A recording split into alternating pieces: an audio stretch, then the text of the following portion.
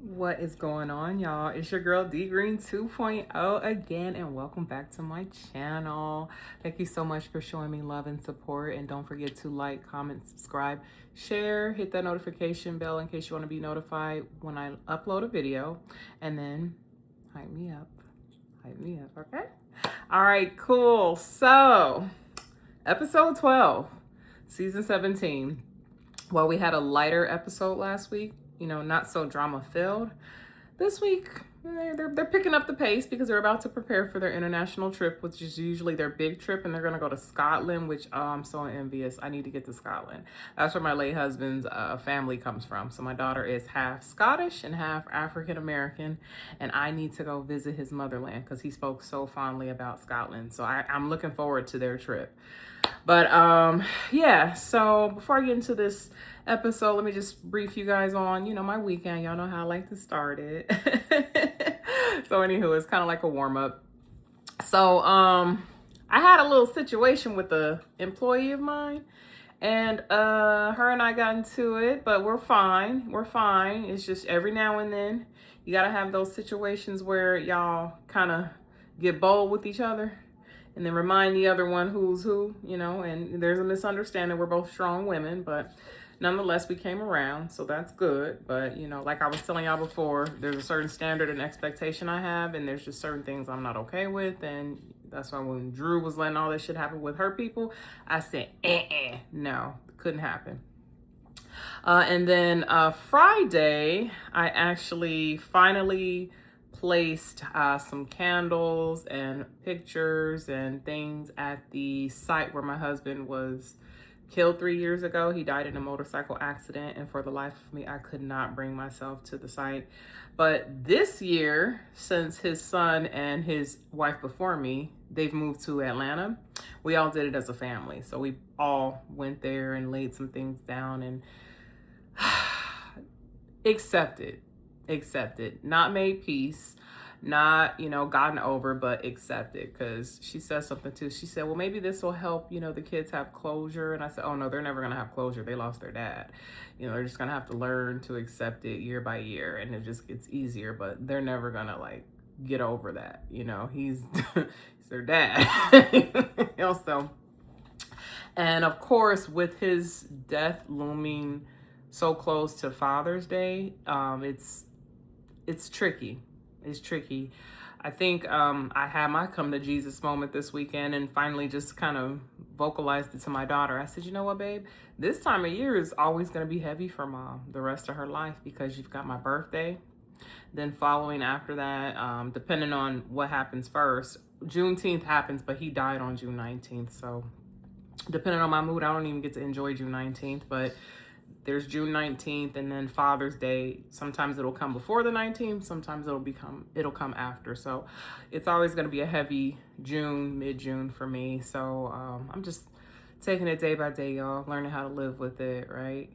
And then for Father's Day, we all went to Medieval Times to commemorate him, as that was one of his favorite spots to go to, and the cutest thing. So the first time my husband, my daughter, and I went to Medieval Times when we moved here to Atlanta, the first time we went to honor him starting his new job, right? So I got him knighted and I got him a sword, and our knight was the Blue Knight. Well, this time around, I thought it was a cute idea to knight my son as the man of the family. So we knighted him, and we also sat in the blue area. So we had the Blue Knight. So I was telling my son, I said, look, talk about divine timing. You got knighted with the same knight as your dad. So that's how we spent this weekend. And then, Saturday I got a tattoo, but I'll show you guys later. Actually, let me see if I can show y'all now. Hold on. Okay. So I don't want to show y'all too much, but it's on the thigh. It's on the thigh. Y'all see it? I don't want to get too naked, but it's a dream catcher. I'll put an actual picture of it on my YouTube as a posting, so that way you can have a better view. Because I don't want to get naked, I ain't bikini ready, so I don't feel like showing my body. Let me grab my drink and then I'll come back to the camera. All right, y'all, I'm back. Y'all know how we do. It's live and indirect over here. Well, live indirect, not indirect. You know, I don't edit, so we just do it how we do it. So if you like raw, uncut footage, this is the channel for you. All right, we're at the 5-minute mark, so we can go ahead and get started with the recap. So, episode 12, titled The Glow Up Costs.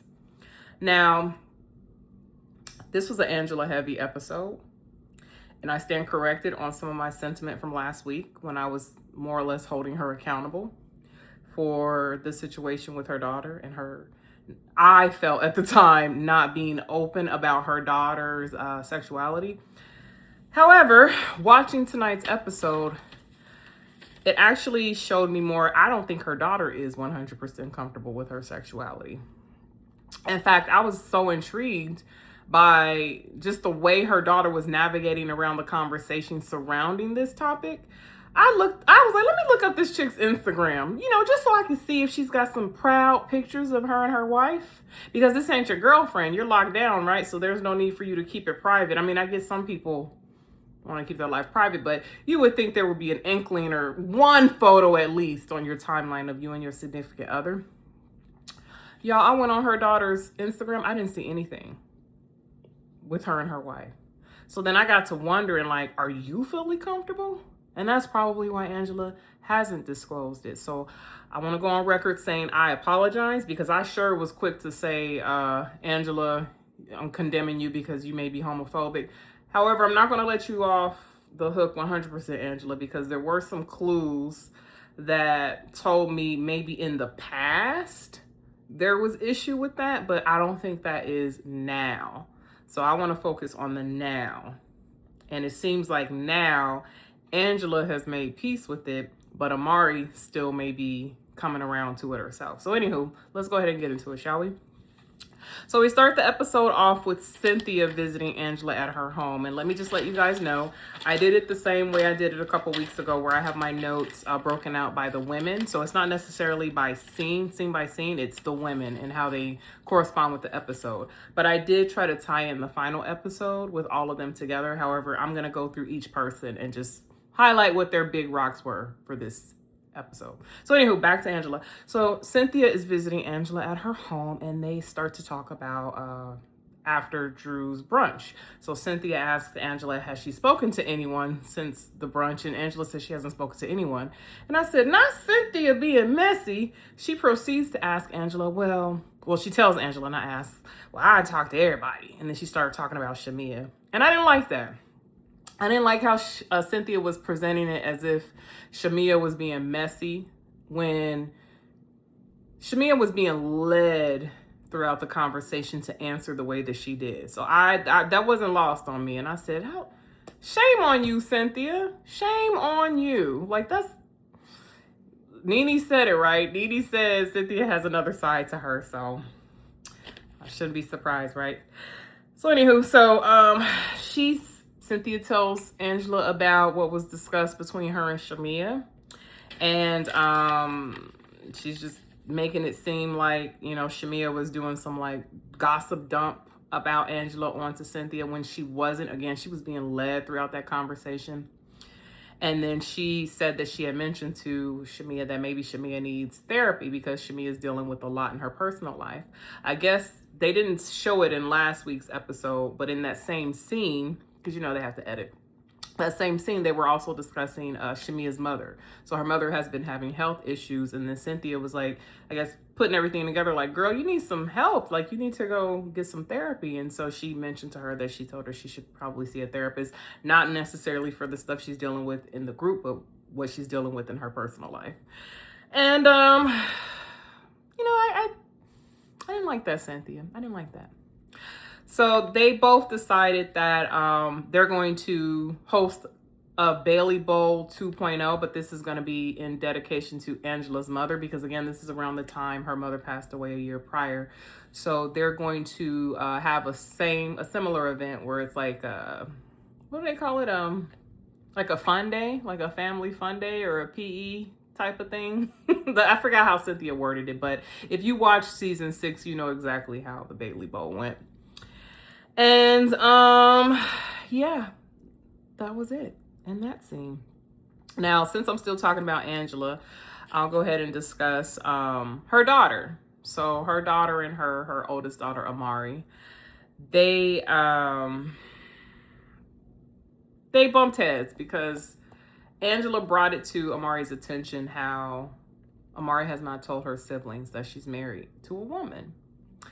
And Amari said in confessional, she doesn't really feel that it's necessary to tell them. I did not understand where she was coming from with that, because my thing is, if you're comfortable with your choice, it shouldn't be an issue. But that's just me, and I'm 42, so I'm a little bit more content with my life and self-accepting. A 24, 25-year-old, I was there once upon a time, but I think even then I was so proud of who I was. And I think it's because my upbringing, it wasn't a sheltered. When you don't have a sheltered upbringing, you tend to not really give a fuck. So I thought that was very interesting that Amari was trying to shirk that responsibility and not understand where Angela was coming from. Because my thing is, if you're okay with it, then why is it hard for you to discuss? And this made me wonder even more. Amari said in her confessional, that's because my situation is not normal. It's not normal in the Disney movies. You never see a woman and a woman. And I'm like, girl, alternative lifestyles are a part of the norm nowadays. I mean, let's go there. That is normal. That's normal. What's abnormal is that people keep trying to act like this doesn't exist and treat it as if it's some sort of it's wrong. It's not wrong because it's different. And it does not mean that it's abnormal because it's different. It's not traditional. It's not the status quo, but it is normal. So y'all already know how I feel. Like, our community, we got a long way to go in the shit that we choose to normalize and the shit that we choose to condemn, because I just look at it as two people being in love. It's not so gender focused for me. I would rather normalize that than normalize baby mama culture, okay? Normalize us disrespecting each other. Normalize us still, abusing welfare systems when we have so many opportunities out there and we have people that have fought for us. I mean, hello, do I need to go on? So I was like, okay, I get it now, Angela. However, maybe there's something that we don't know that happened in the past, like I said earlier, because I noticed that there was like a moment where Amari and Angela were kind of going back and forth about it, and how Angela was saying, I more or less, I tried to be there for you. And then Amari's like, you never allow for me to express myself. I've always been there to listen to you. And I was like, that is kind of, a lot for her, because Angela, if you haven't made space for her to be open with you about this, then I could see why she has this sentiment. So I don't know. That was interesting. I'm gonna pay attention to that. But I was like, all right, whatever. So let me see.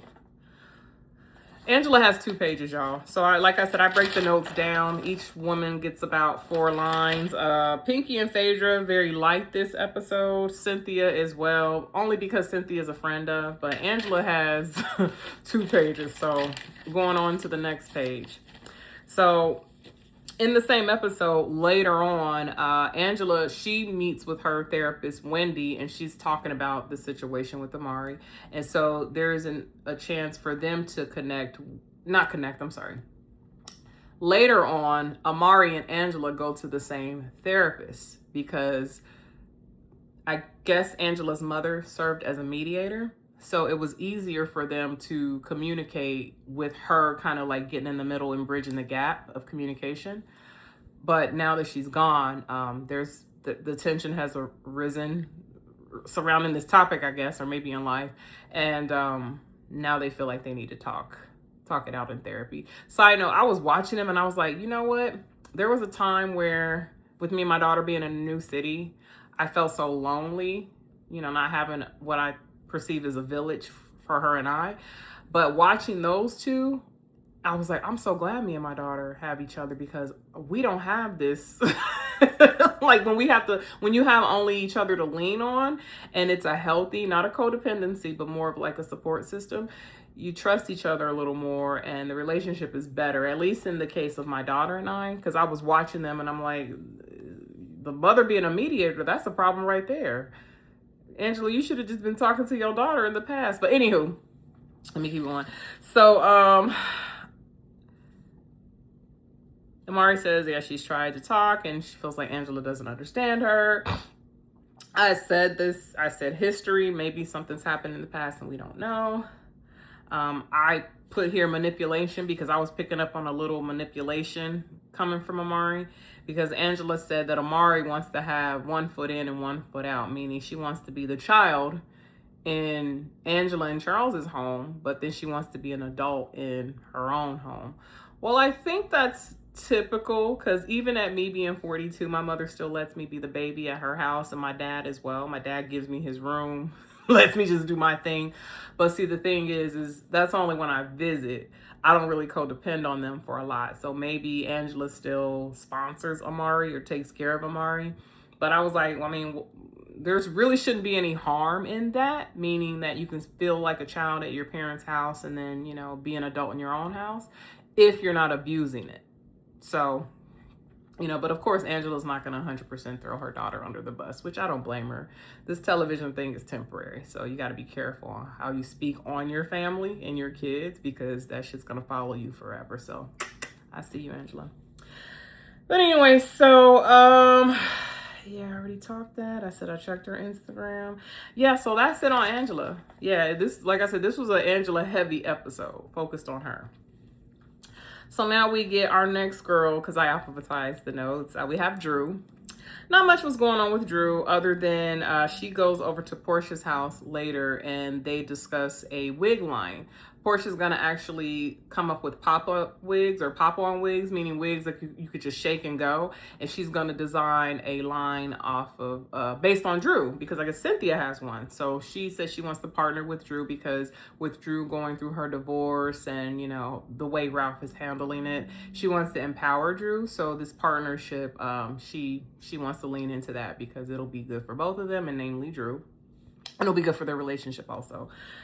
She can't eat chicken wings. So I thought that was funny. And then when she was eating her wings at Portia's house, Portia said, "Oh girl, my African people would be so ashamed of you." And then Drew was like, "Well, I mean, you're banned right now, so I guess it wouldn't matter." And they laughed about that. So with me saying that, let me just skip over to Portia. I'll skip Kay, Kelly, Phaedra, Pinky, and I'll go back to them. But since, you know, I'm talking about Portia in Drew's scene, let me talk about her. So Portia, she starts out her scene visiting her mom, and she's visiting her mother at the house that she's going to sell. Now, congratulations, girl. You were able to get a cash offer on that house. If it was fully paid off, you're basically about to net $1 million. And she mentioned this in confessional, when you're repositioning assets, you know, she's just trying to design her life, like what's easy for her. And while some of y'all might think it's stupid, if she doesn't put all that money into Simon's house, meaning if she keeps that liquid cash in a bank account and then uses, you know, to pay the mortgage, and then eventually if she wants to sell that house, just don't blow through your cash. But I think it's actually smart what she's doing, because she could take what she has and get something a lot smaller, especially if she doesn't want to have another child. She can buy like a condo or something, and then her and Pilar could live in there when Pilar is in, you know, high school, college. And then if she wants to, you know, get remarried, her and her potential person could just get their own place, and then Portia can rent that out. Look, at least she has assets to play with. I'm not even going to condemn Portia, because a lot of people are talking shit, but those people probably don't even know what it's like to own a house. So that's what you can do. When you own shit, you can reposition your assets. So good for you, Portia. I think it's fucking smart. And that house is too big personally for you and Pilar anyway. It's just too much space. And you know, when Portia first bought that house, I remember what her intentions were behind buying that house. She wanted it to be, you know, for a family. and she had her life planned out and she had a view for what she thought her life was going to be. It did not turn out that way, and she's reworking her plan. So I salute you, Portia. I salute you. So she's talking about, the sale with her mother. And then she tells her mother that she's planning the Scotland trip with Phaedra, because her and Phaedra did have to go over to Scotland to participate in the show Traitors. So, they were so enamored. They thought this would be a great place for them to have a group trip. And then she brings up the situation with Dennis bringing over the ring last week and how it triggered her. Portia said she does not feel like she has to choose anything. She's choosing herself. She is casually and lightly dating. And let me say this before I get into this. So she said that Simon pulled her Nigerian sponsorship. She said it doesn't really matter because she could just go over there and visit. She doesn't need to have residency over there. And she said all of her exes end up in a headline somehow, but she's not mad about that, because every time something comes up in a headline, especially about Simon, she makes money. So she says, I guess she's welcoming all press, bad press, good press. It doesn't matter. It makes her money. She said she made $50,000 on Go Naked because of some bad press recently with Simon. So it's a good way to look at it. Now back to the Dennis situation and her casually dating. So like I said last week, I don't blame Portia for keeping a healthy distance with Dennis, because I see the fuckboy and immaturity in Dennis. That charming shit's not working on me. I saw the relationship with his mother and him. And while I don't agree with how Portia approached the mom, I did understand the frustration, because I've dealt with toxic mothers in that they don't hold their sons accountable and they fuel their sons' bullshit. And so when you're working with a situation like that and the mother is just as problematic, if not more problematic than the son, that's going to frustrate you. And I thought about it. All of this happened when Portia was still within 5 years of postpartum. So then hormonally too, Portia wasn't in the best state. I'm not justifying how she acted out by any means, but watch that season, the Portia Family Matters, and then watch how Dennis's mother was, and then watch how Dennis's mother was before they even had the spinoff. When Portia and Dennis were dating and she was on Real Housewives of Atlanta, I think his mother was on season 11 for a little bit. Just watch how she was. She's over here coveting her son like he's a fucking Nobel Peace Prize winner. No, your son is a fuckboy with a little money in his bank account, and he's got you as a business planner. So it ain't like your son is fucking the best thing since sliced bread. Yet she protects him and she justifies his bullshit. Sorry, y'all, I take this a little personal, especially with Black mothers, because my mother, I have a younger brother, and my mother, I had to check her, don't be making excuses for how they move. They need to be held accountable. And I know it's hard, when the dad's not around. I don't know Dennis's father's situation or whatever, but mothers protect their sons, even when their sons are on bullshit. And it's don't coddle the son and then raise the girl. That's one of the biggest issues in our communities with the single mothers, is that they ruin these boys. And they make them grow up to be sensitive ass motherfuckers that aren't really doing what they're supposed to do and making the true sacrifices as a man. They think all they got to do is make money and provide, but they don't understand the emotional sacrifice and investment that you have to make and protect your family.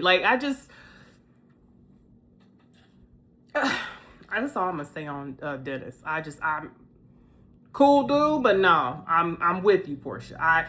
If I ain't support Portia on anything, I definitely understand her with this Dennis shit. I do. And I don't blame her one bit for protecting her peace. Speaking of protecting her peace, she said this, and then I'll move on to the next lady, because I was like, oh, I feel this. So she said something about being single and why she is choosing her and dating the way that she's dating. I was like, damn, I feel this. I've said this in the past. With me being a widow, I do want to get married again. I don't want to be alone. I don't want my daughter, I don't want to be calling her, hey girl, what you doing? Out of loneliness and shit. My daughter's going to have her own life. So I do eventually want to get with someone. I do want to, get in a relationship again. However, being in this modern dating scene, because I was with my late husband for 10 years. He took me off the market from 2013 until 2023. Going back on the market at 2023, it's a difference. Okay. And women are so self-sufficient and so independent, and we make our money. Like, there's been so much change in society that the dating landscape has changed. So the pickings are very slim. Men don't court the way that they used to. Women either, because I date women too. Like, women like to play games. While you don't want to be alone, you don't want to just settle with anybody. And then also, it gets scary once you start becoming comfortable with yourself, because Portia was saying some real shit in this episode. Like, I want to be able to just take my wig off and fart in the bed and eat in my bed and eat my crab legs and sleep the way I want. I was like, she's so right. She is so right. Like, you become so comfortable in your own space, it gets scary, because it's like, shit, am I getting so comfortable where I wouldn't be able to make room for anyone? And there's an empowerment in that, like she said, but it makes you think, like, damn, I'm really okay with being alone. You just start traveling and doing things and like investing in your own life. So y'all know I've said my things about Portia, but I will say this. I get her. I get how she's moving in terms of, like, when it comes to dating and being in relationships. I get it. She's like me. When I jump in hard as well. So once you've been through hell a couple times with people, and in my case, I lost my husband. He was the love of my life. If you ain't gonna love me like that man loved me, no, because that man loved my dirty draws. Okay, I couldn't do no wrong. I was his dream girl. So I can't accept anything less. But yeah, I support the way she's moving, and I get it. Good for you, Portia. So next lady. So we got K Michelle. I'm not gonna spend too much time on K. Same thing with her. She's having post-operative issues. She's been very open about what she's been through with the injections for the last 9 years. She says since she was 35, and she's 44 now. Gone through so much to where when she said what she said in tonight's episode, I said, are you fucking serious? This lady is actually entertaining getting what was she? What BB? I didn't even care. Why are you even talking to this man about getting fat placed in other areas of your life, getting another surgery? Hey, you're beautiful. Your body is nice. You are amazing. I'm looking at her like, Kay is probably one of the best looking women on the show, but she don't feel it. Because why do you want to keep subjecting your body to that? I was through. I said, no, Kay, I'm good.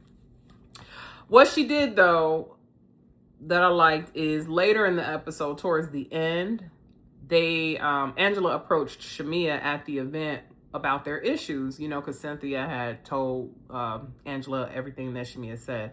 And in the confessional, I wish she would have said it in person, but, a lot of that shit's going to be addressed at the reunion, so I can't wait. But anywho, in the confessional, she says, if you're my friend and you got an issue with me, come to me about it. Not that Angela and Shamia are friends, but Angela was kind of being messy and instigative, bringing up the issues in front of the group. And it's like, just handle that shit on the side. But I think Shamia forgets the show she's a part of, because that's part of the show. That is conflict and resolution, and you sometimes will be called out. Shamia, if you just got to defend yourself in the moment. But I did understand Shamia's frustration towards the end, because why do you all have to be like mixed in with each other's beef? Like, why can't you settle it off camera, one by one? Angela, you gave top of the season, what was it? Because Shamia did bring that up to Angela you and Phaedra resolved your stuff off camera. So why are you worried about, what me and Portia are doing? Why do we have to resolve our stuff on camera? So same thing, Angela. If you paid that type of respect to Phaedra, why can't you give Shamia the same respect? So this was like all over the place. But I found myself like, bing, bing, bing, bing, bing, bing, bing. I get it. I see all sides. So anyway, yeah, she said don't confront her in front of everyone. Kelly. Same thing with Kelly. She's going through financial issues, and she gave us a little insight as to how she ended up in the position she's in right now. So apparently Kelly was solely a housewife, and she was not responsible for a lot of the financial dealings in her marriage. That is a recipe for disaster. I do respect and I love that whole, being a kept woman and being a housewife, but in modern society, you can't always rely on a man to be loyal and devoted enough to you to where he'll take care of you for the rest of your life. Certain men are not built that way. Okay? And she's learning. So we'll give her grace, but it made sense why she's in this pickle. She was visiting with a realtor because she was looking at some places to move into. She wants more space for her and her daughters. And I'm thinking like, damn, you ready to move already? Didn't you just move into Shamia's apartment? But of course, for the show. And what I loved about this realtor she met, she kept it 100 with her. She said, can I just keep it 100 with you? You need to suffer for a little bit financially. Basically, don't live beyond your means so that you can save and then buy your dream home next year. And that's it. Just sacrifice. It's temporary, Kelly, but sacrifice. Because I was just like, why is she looking at a place when she's got all this financial ruin going on? She's renting a place from her friend. Like, stop. She also met with an accountant this episode, and the accountant was straight up with her. He went through all her expenses, and they went over what was coming in and what was going out. They didn't give us full detail about what was going out. They only gave Kelly's personal expenses, which came up to $22K a month. One restaurant, the one in McDonough, makes $75K. The other one in Sandy Springs only makes $15K a month, but that does not that's not her take home, because she still has overhead. She's got to pay her employees. She's got to pay for food. She's got to pay for insurance. She's got to pay for utilities. That's a lot. So, just like Portia's moving around assets, Kelly, you need to kind of reposition your financial situation. So like the accountant was saying, you can get rid of the dog getting their wigs, or, do your own beauty things at home. Like, you're in a position now where you kind of just have to scale back and take a break, and then you can go back to living fabulous like you like. But you rushed into that lifestyle, not fully prepared. Now we have knowledge as to how you got there. Pick yourself up and do what you have to do. And that's that on that. Phaedra. Not really much on Phaedra. I literally have 2 sentences for her. Willie Watkins, she's visiting with him because, they're in business together. He looks good, by the way. He actually looks younger now than he did when we first met him in season 4. And then she brought Apollo's son to be on her team at the Bailey Bowl event. Apollo's son, Trey, he actually has a son older than Aiden and looks just like Apollo. But yeah, that's all I got for Phaedra. And then Pinky didn't have a lot going on either, but I love me some Pinky. So, she brings enough in her scenes to where she could only have 1 scene or 2. She brings enough. So she had a scene she's debuting her daughter. Her daughter is so cute. That girl, her and Derek's genes blended beautifully, because I see a lot of Derek, but I did see like Pinky's face a little bit when she was modeling, and she does have a lot of personality to be 4. I was like, girl, you pose better than some adult women I know. And then other thing, Pinky asks at the end, after everything happened and went down at the event, if Shamia and Kay were good, because remember the conversation that she and Kay had last week regarding Shamia and the outing at the club and what Shamia said to her about the candy-coated click, that type of thing. So Pinky was just basically trying to say, is all this shit settled? And then I already talked about Portia. Now let's talk about our token whipping girl, Shamia. So Shamia's big rock in this episode is she was at a nail shop with her mom, and she was talking about the trip and planning for the trip, and the nail tag made a joke with her about, make sure you layer up, because I didn't watch last season, but apparently last season when they went to Grenada, not, what did I say? I said something else when I was recapping earlier, but it was Grenada they went to. And her luggage got lost, so she went without clothes for a couple of days. So she was joking that she's going to layer up so she doesn't run into that issue again in case they lose her luggage. And then she said that she didn't want to start with Angela at this event, which made the whole situation that happened later even worse, because Shamia intentionally went into the scene not trying to start any drama, and then it was brought to her, unfortunately, towards the end.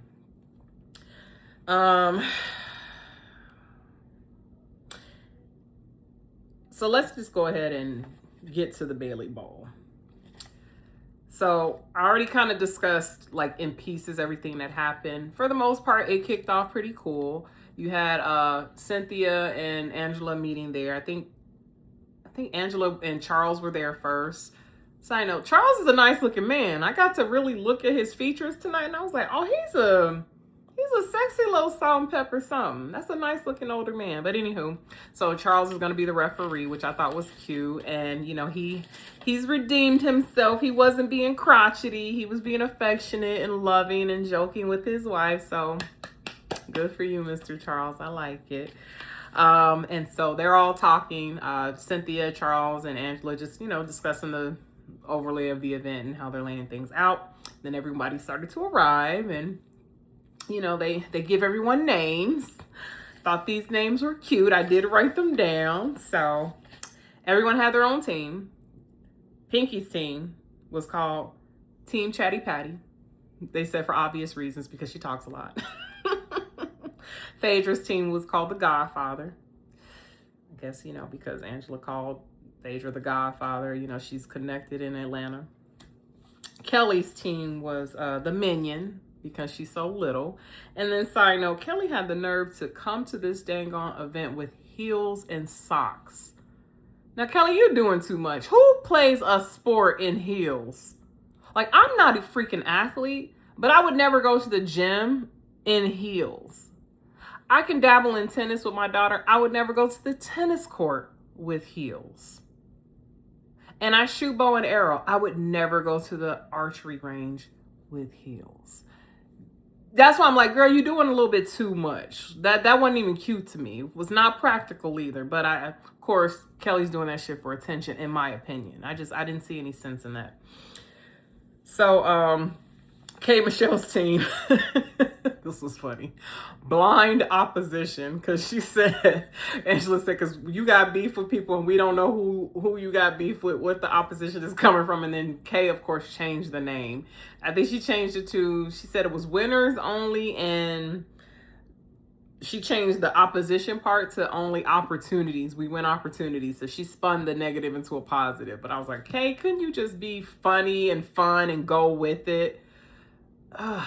Sometimes Kay does it to herself. Like I said, I'm starting to look at Kay a little different now. But anyway, so Shamia's, for example, Sasquatch. Shamia could have been irritated and changed that name, but she went with it. You see that, Kay? Lighten up. Anyway, so Shamia's team was named Sasquatch. Drew's was Team Delulu. Portia's was Team Go Naked. Angela's was Fanji. And then Cynthia's was 50 Cent, of course. That's her signature name. So, they played a good game. Angela's team won, and she was joking how she won this championship for Charles because Charles has never won a championship in college or playing professional basketball. She was totally being sarcastic, but I thought it was cute. And I also thought this was funny in the confessional when they were sitting together. Coordinated, by the way. I noticed how she and Charles match when they sit in confessional. I think it's very cute. But anywho, so Charles is trying to kiss her in the confessional. And she's like, no, I don't want to kiss. Then they flash back to last year when she was asking him for a kiss and he wouldn't do it. So Angela, and then he even said it in tonight's confessional. He said, y'all remember that. Because Angela, why are you sitting over here complaining about him not being affectionate? And then he tries to be affectionate and you rebuff him. So anyway. So After the game, this is where all the dumping comes in. Angela brings it up to Shamia. Then everybody starts, chiming in. I don't like that. You got to pay attention to the players involved. Shamia is a sensitive soul, somewhat. You can't be messy, but also be sensitive. But she, she said something towards the end, and I really don't know how I felt about her saying this. She was kind of getting emotional in the confession, almost on the verge of tears.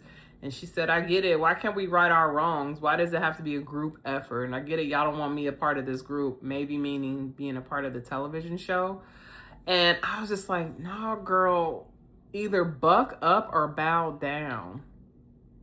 Because while I don't feel like, some of the things are fair, the women trying to gang up on you, because I do see components of that. I could see that. But rise up, Shamia. Don't let these bitches do this to you. Now, this is where I struggle, because it's like, girl, toughen up. Like, say what you got to say, but spin that shit. Not spend that shit, but spin that shit. Spin it into you having power over the situation. Like, don't be so quick to fold under the pressure behind these ladies, because you have enough experience with them where you should no longer be new to this, and you should actually understand what you're dealing with and how to navigate the waters. So that's where I say I'm torn, because on one hand, I understand her pain and I understand her frustration, but I'm not going to sit here and say it's okay for you to be a victim, because you're not. None of you are victims. You all know what you sign up for. It's drama, conflict, resolution, and fun. It's a job at the end of the day. And maybe that's the role you're choosing to adopt. I don't see why, but I don't know. You can pull yourself out of this, Shamia. Chin up. I get your frustration, but now you're a big girl. You know what you signed up for. You've been hanging around these ladies since season 8. And you were on there with some heavy hitters. Okay, you've had Kenya. You and Kenya went back and forth, and you were able to hold your ground with her. Granted, you had Portia as your, you were her wing woman, but you handled it. You've been on with Nene.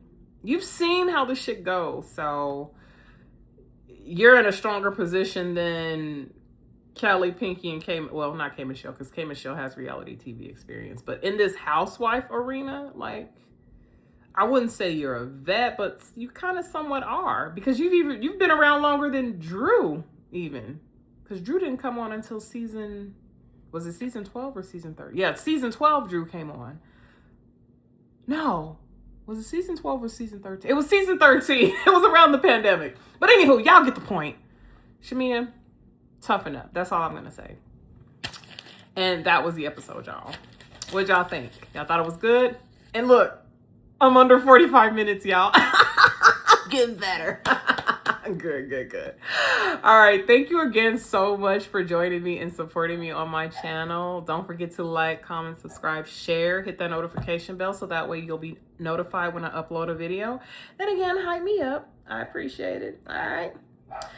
On that note, I'm going to eat some dinner. I'm going to watch House of the Dragon again. I've actually considered recapping that, but I don't know if I have the bandwidth, because, I'm still learning the job, and my daughter is about to go. You guys don't know this, but my daughter's about to go off next month for the rest of the summer.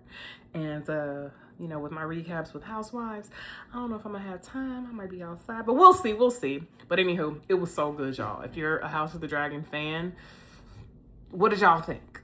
All right, we ain't talking about House of the Dragon. I'm going to end it, y'all. Peace and blessings. Bye.